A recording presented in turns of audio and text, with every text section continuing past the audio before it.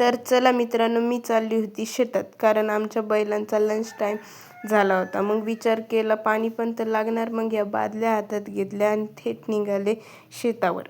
बघा ना, बैल कसे बघतायत माझ्याकडे आणि सांगतायत, चारा कुठे आहे ग? मी सांगितलं थांबा आणते, आणि पाहिलं तर आईने माझं काम सोपं करून ठेवलं होतं. गवत तिने कालच कापून ठेवलं होतं आणि माझं काम फक्त बांधून आणायचं होतं.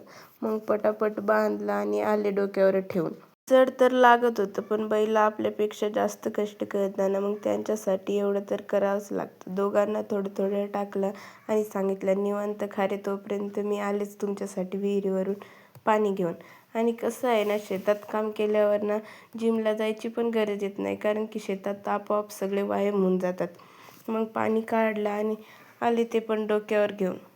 याने तर एक घोटात बादली संपवली होती आणि याचं पाणी पिऊन झालं होतं आणि मला सांगत होता, आणखी आण ग.